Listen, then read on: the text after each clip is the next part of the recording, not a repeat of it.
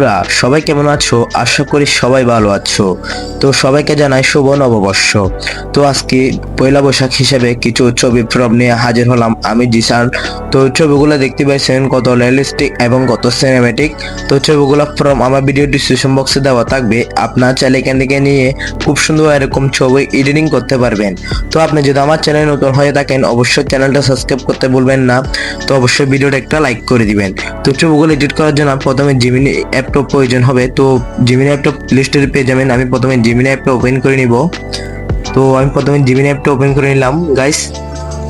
Gemini অ্যাপটা open করার পর আপনার সামনে এরকম একটি ইন্টারফেস শো হবে। আপনার থেকে অবশ্যই জিমেল দিয়ে লগ ইন করে নিতে হবে। তো এরকম একটি ইন্টারফেস শো হওয়ার পর দেখছেন নিচে দুইটা অপশন, এখান থেকে আপনার থেকে যে কাজটা করতে হবে প্লাস আইকনে ক্লিক করতে হবে।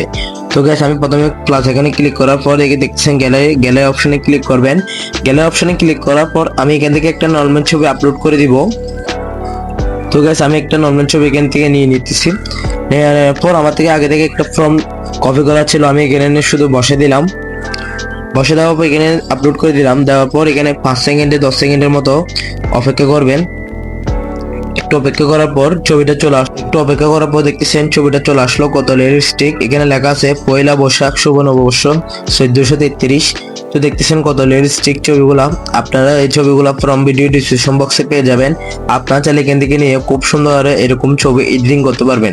তো দেখতেছেন কত রিয়েলিস্টিক ছবিগুলা। তো গাইস আপনারা খুব সুন্দর এরকম ছবি এডিটিং করতে পারবেন। আজকে ভিডিও এতটুকুই ছিল। ভিডিওটা কেমন হচ্ছে অবশ্যই কমেন্ট করে জানাতে ভুলবেন না। সবাই ভালো থাকবেন, সুস্থ থাকবেন।